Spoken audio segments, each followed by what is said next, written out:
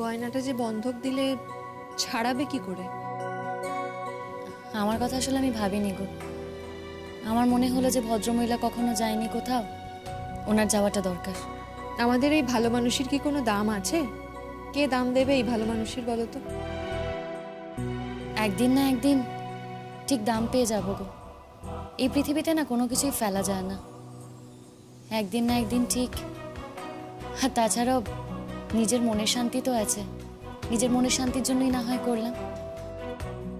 নিজের মন যদি শান্তি পায় না, সেটাই হলো সব থেকে বড়, আর কিছু দরকার হয় না। বলছি সুচরিতা দি, আর না দেরি করা সম্ভব হবে না গো, আজ আসি। হ্যাঁ, খুব ভালো লাগলো তোমরা এলে, আবার এসো কিন্তু। আর শতদ্রুকে কিন্তু একদম ভুলো না। সত্যি আমাদের জীবনেও যদি এরকম শতদ্রু থাকতো, তাহলে সংসারের সব কষ্ট ভুলে আমরা সবকিছুকে ওভারকাম করতে পারতাম। নেই, আমার জীবনে কোনো শতদ্রু নেই, কি আর করা যাবে। যাকে ভালোবেসেছিলাম তাকে বিয়ে করেছি, সে আমাকে ছেড়ে চলে গেছে, আমারই কপাল। এসব ভেবে তো আর কোনো লাভ নেই। তবে হ্যাঁ, মাঝে মাঝে মনে হয় যে আমার জীবনেও এরকম কেউ আসুক আর আমি ইন্দ্রকে যোগ্য জবাব দিই, কিন্তু পারি না। ওই যে টুইঙ্কল, ওর কথা ভেবে কিচ্ছু করতে পারি না। তাতে কি হয়েছে? তোমার জীবন কি ব্যর্থ নাকি? তাহলে কি বলতে চাইছো বলো? আমি কি রাস্তায় বেরিয়ে বলবো কার আমাকে পছন্দ, কার আমাকে পছন্দ, এসো? এভাবে তো প্রেম হয় না বিপাশা। যার আসার সে এমনিই আসবে, আর না এলে না আসবে, এভাবেই চলে যাবে। এসব নিয়ে আমি আর এখন ভাবি না, বুঝেছো? বিপাশা দি, এবার চলো। হ্যাঁ চলো, আসি গো, আসি গো।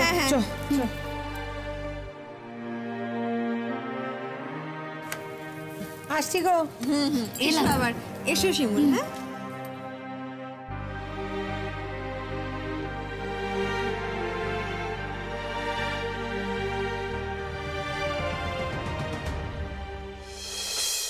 যে কথাগুলো বলছিস না, একটু ভেবে চিনতে বুদ্ধি করে কথা বল। ছোট বোনের সামনে এমন কথা বলিস না যাতে তোকে আমায় অপমান করতে হয়। হ্যাঁ সেই তো, তোমার মেয়েকে এখন বলছি তাই জন্য তোমার গায়ে তো লাগবেই। হ্যাঁ লাগবেই তো। তুই প্রেম করছিস, যে মেয়ে সারাক্ষণ বাড়িতে আসে তাতে কিছু দোষের নেই। আমার মেয়ে প্রেম করছে, তুই কেন কথা বলবি? সে তো কোনো খারাপ ছেলের সঙ্গে ঘুরছে না। আমরা তার সঙ্গে কথা বলেছি, আমরা তো বিয়েও দেবো ওর সাথে।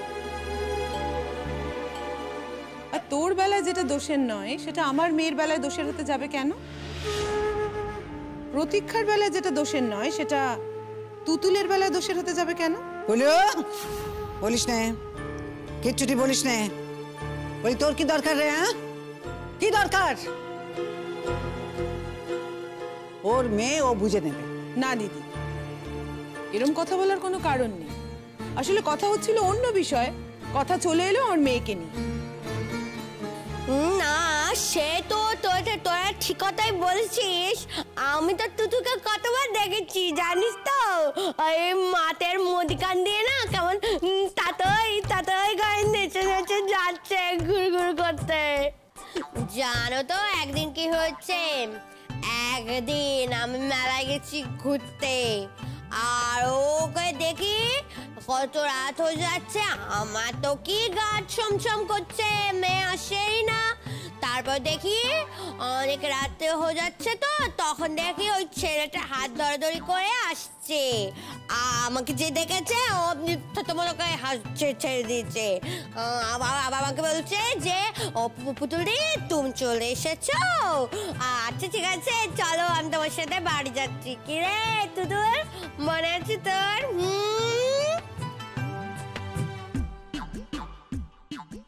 এই চুপ কর, এই এক মেয়ে হয়েছে, সব বিষয়ে খালি পাকা পাকা কথা। ও মা, পাকা কেন কথা বলতে যাবো আমি? আমার থেকে সবাই এখানে ছোট, সবাই আমার ভাই বোন, আমি সব থেকে বড় হই। আমার তুমি ব্যথা দিতে পারোনি বলে কি আমি সারা জীবন কাঁচা থাকবো নাকি? আমি সব বুঝি, সব জানি, শুধু তুমি আমার বিয়েটাই তো এখন দিতে পারলে না।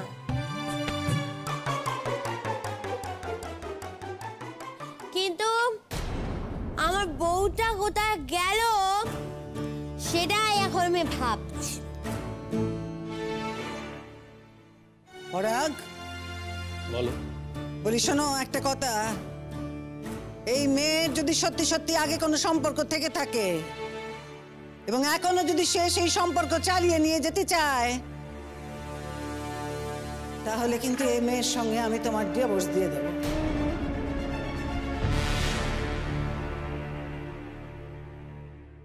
তুমি কি ডিভোর্স দেবে মা? আমি নিজেই ওকে ডিভোর্স দেব। কারোর মুখের ঝাল খেও না, নিজে আগে জেনে নাও, শুনে নাও, তারপর। আচ্ছা কাকিমা, ওর যদি সত্যি কোনো বার টান না থাকে তাহলে লুকিয়ে লুকিয়ে চলে যায় কেন? যদি সত্যি হিম্মত থাকতো তাহলে তো বলে যেতে পারতো। আমি তো বললাম পাড়ার কারোর বাড়িতে হয়তো গেছে। পাড়ায় কার বাড়িতে যাবে? হ্যাঁ, কার বাড়িতে যাবে? এই তো দিদি গিয়ে প্রত্যেকের বাড়িতে দেখে এলো, কারুর বাড়িতে নেই। হ্যাঁ, এক হতে পারে সুচরিতা বৌদির বাড়ি, কিন্তু সেখানে গেলে তো আরও একা যাবে না, ও সবার সাথেই যাবে। যদিও সুচরিতা বৌদির বাড়ির লোকেরা খুব একটা বাইরের লোক আসা পছন্দ করে, তাই সেখানে ওর খুব একটা সুবিধা কিন্তু হবে না। আর সেই কখন গেছে, ওখান থেকে এখানে আসতেই বাড়ি ফিরতে কি এতক্ষণ সময় লাগে? শোনো মা, আমি তোমায় বলছি এসব কিচ্ছু না, ও দেখা করতে গেছে। পলাশ! হ্যাঁ দাদা, আমার ওপর তো রাগ হচ্ছে ঠিকই, কারণ রাগ হওয়াটাই স্বাভাবিক। আমার জীবনেও যদি এরকম একটা ঘটনা ঘটতো তাহলে আমিও যে কি করতাম আমি তা জানি না। কিন্তু দেখ, তোকে তো সত্যিটা মেনে নিতে হবে, এই মেয়েটা ভালো না দাদা। হ্যাঁ, ও আমাদের বাড়িতে এসে পড়েছে, এতে আমাদের তো কিছু করার নেই। আর তাছাড়া প্রতীক্ষার বন্ধুই তো বলেছে, ও তো আর মিথ্যে কথা বলতে যাবে। সেটা কি যেন একটা নাম বলেছিল, আমি ঠিক মনেও করতে পারছি না। কি শতদ্রু? হ্যাঁ, ছেলেটার নাম হচ্ছে শতদ্রু।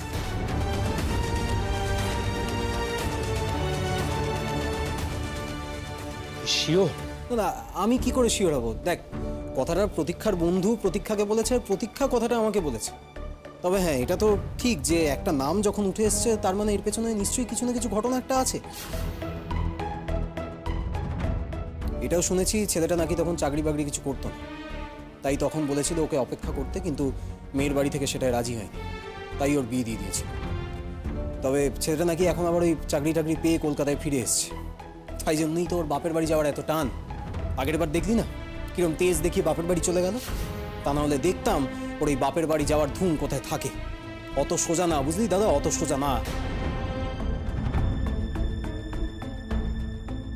ছি ছি ছি, বৌমা নেই, বৌমার সম্পর্কে কি সব কথা বলছিস রে? এইসব কথা শুনতেও খারাপ লাগছে। আর যদি একদিন প্রমাণ হয়ে যায় তখন কি করবে? প্রমাণ হলেও বাকি, বিয়ের আগে যদি ওর কিছু থেকেও থাকে তখন তো পরাগ ছিল না ওর জীবনে, সেই কথা নিয়ে তো আর আজকে বিচার করতে বসবো না। তবে হ্যাঁ, পরাগের সঙ্গে বিয়ে হওয়ার পরেও যদি ও সেখানে যোগাযোগ রাখে, সেই টানে ছুটে বেড়ায়, তাহলে বলবো ও অন্যায় করেছে। আর এই যে ও না বলে এতখানি সময় বাইরে আছে, সেখানেও বলবো ও অন্যায় করেছে।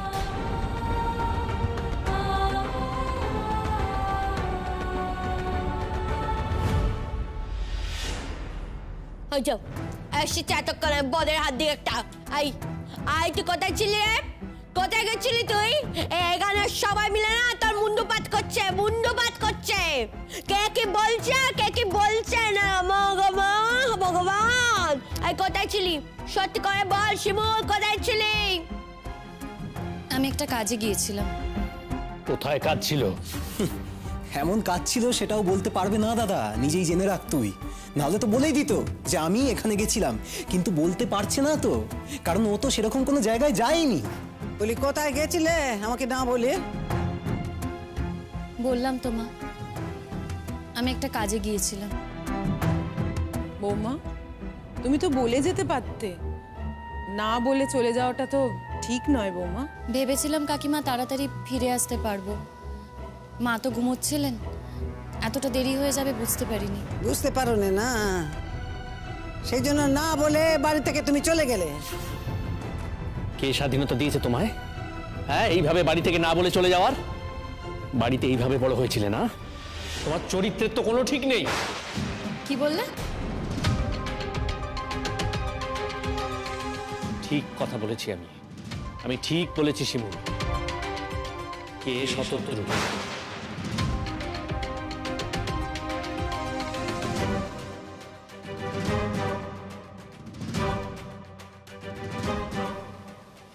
মানে মানে জানো না তুমি, না বুঝতে পারছো না?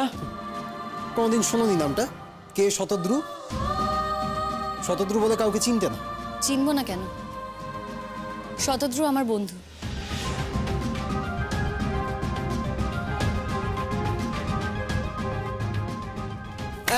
দেখো দেখো দেখো, মিললো তো? বলেছিলাম না ডাল মে কুচ কালা হে। কি কাকি, খুব তো বলছিলে এতক্ষণ, এখন নিজেই দেখো। বৌমা, যাই করো না কেন, এখন তোমার বিয়ে হয়ে গেছে, একটা তো নিয়মের মধ্যে থাকতে হবে বলো। এইভাবে দুম করে কাউকে কিছু না বলে চলে গেলে দিদি তো অসম্মান হয়। যাই বলো, দিদি তো এই বাড়ির গার্জিয়ান, সে বাড়িতে রয়েছে, আর তারপরেও তুমি তাকে না বলে। বললাম তো কাকিমা, মা ঘুমোচ্ছিলেন, ভাবলাম গিয়ে তাড়াতাড়ি ফিরে আসতে পারবো। এই মা ঘুমোচ্ছিল তো কি হয়েছে? আমি কি করছিলাম আমার তো বলতে পারলি না। না পুতুলদি, তোমাকে বলিনি কারণ আমি কাউকেই বলতে চাইনি। এ আবার কি কথা? এমন কোথায় গিয়েছিলে যে তোমাকে না বলে যেতে হয়েছে? কোথায় গিয়েছিলে বৌমা? বিপাশাদের বাড়ি? আমি বললাম তো বিপাশাদের বাড়িতে ও যায়নি কো, ও তো নিজেই বাড়িতে ছিল না। কোথায় গেছিলে তুমি শিমুল? কোথায় গেছিলে উত্তর দাও, না হলে আজকে কিন্তু আমি তোমার শেষ দেখে ছাড়বো। কি আর শেষ দেখবে তুমি? আমি তো একটা শেষ হয়ে যাওয়াই মেয়ে, তা না হলে তোমাদের সকলের এত দাপট আমি সহ্য করতাম? আমার মধ্যে কি আর নিজের অস্তিত্ব বেঁচে আছে? নেই তো। যদি থাকতো না তাহলে আমি প্রতিবাদ করতাম।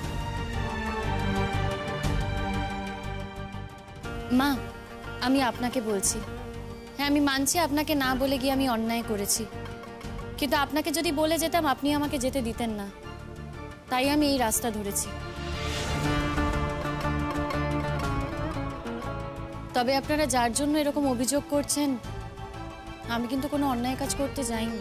তা গেছিলেটা কোথায় সেটা বলে দিলেই তো হয়ে যায়, এত কথা থাকে না। বলে দাও না বৌদি ভাই, কোথায় গেছিলে বলে দাও না। বলতে যদি পারতাম আমি নিশ্চয়ই বলতাম, বলার মতো সুযোগ এলে আমি নিশ্চয়ই বলবো। ধরে নাও না একটা কোনো ব্যক্তিগত কাজে গিয়েছিলাম। ব্যক্তিগত কাজ? কিসের ব্যক্তিগত কাজ তোমার? পুরনো প্রেমিকার সঙ্গে দেখা করতে যাওয়া? ভদ্রভাবে কথা বলো। তুমি চুপ করো, তুমি চুপ করো। হ্যাঁ, তোমার মতো মেয়ের সঙ্গে ভদ্রভাবে কথা বলা যায় না। শোনো শিমুল, সত্যি যদি এরকম কোনো অভিযোগ তোমার নামে থেকে থাকে, তাহলে? সেটা যদি সত্যি হয়ে থাকে, হ্যাঁ তাহলে? তাহলে আমি তোমাকে ডিভোর্স দেব।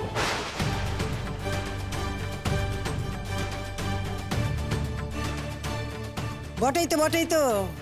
তুমি আমার ছেলের সঙ্গে সংসার করবে, কিন্তু তোমার মন পড়ে থাকবে অন্য জায়গায়।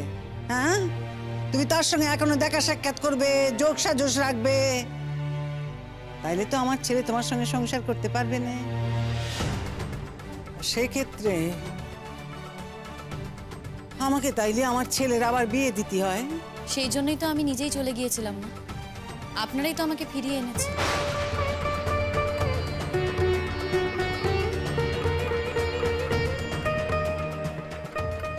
আমরা তো তখনও জানতাম না শিমুল তোমার এই রকম ঘটনার কথা, আমরা জানতাম না। সেই জন্যই তুমি আসলে অজুহাত খুঁজছিলে, আর সেই জন্যই তুমি চলে গেছো।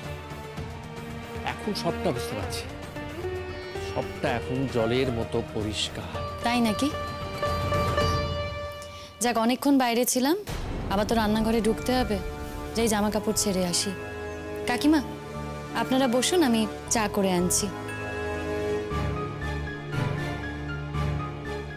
কত বড় সাহস দেখেছো? কত বড় সাহস তোমরা দেখেছো? কি ডেসপারেট মেয়ে! এত বড় একটা কীর্তি করে এসেও সামান্যতম লজ্জা নেই। এই তখন তাকে শুনে যাচ্ছে আমি কীর্তি করছে, কীর্তি করছে। কে কীর্তি করছে? শুনি কে কীর্তি করছে? তোরা বলছিস ও কীর্তি করছে, ও বলেছে ও কীর্তি করছে। খালি আবার বকেই যাচ্ছে তখন থেকে। মেয়েটা বাড়িতে এসে একটু দাঁড়াতে পারলো না, নিশ্চয়ই বলবে, নিশ্চয়ই বলবে, ওর সময় মতো বলবে। কেন না এসে দাঁড়ার সাথে সাথে গড় করে বলতে হবে? তোদের বলতে যাবে কেন? ও নিশ্চয়ই ওর স্বামীকে বলবে, নিশ্চয়ই বলবে, তাই না? একটু সময় দে। এত খোঁচানোর কি আছে? খোঁচানোর কি আছে তোমার? এই শোন, যা বুঝিস না তা নিয়ে কথা বলবি না, একদম চুপচাপ থাক।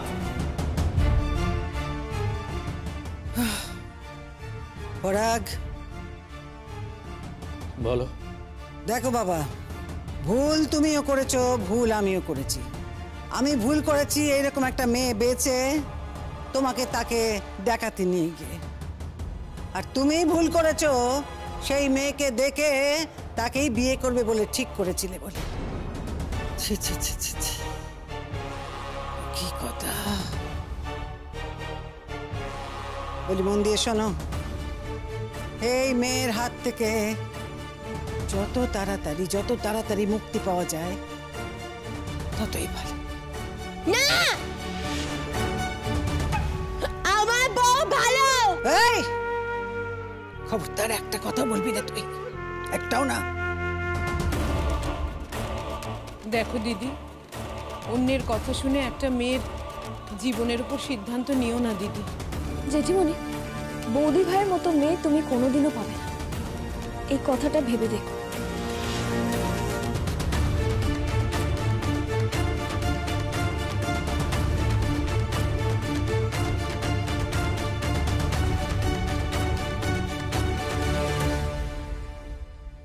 এসো। আরে আরে, এসো, কি করছো এখানে নাকি? দাঁড়াও।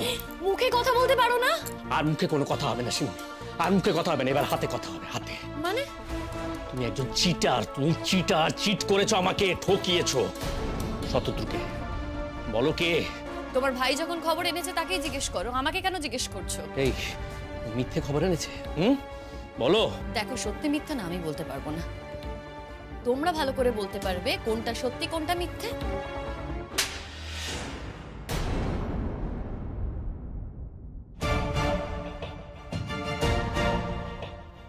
তুমি তুমি আমাকে মারলে? বেশ করেছি, মেরেছি, বেশ করেছি। তুমি নোংরামি করবে, তারপরে একটা ছেলের জীবন নষ্ট করবে, আর আমি চুপ করে বসে থাকবো?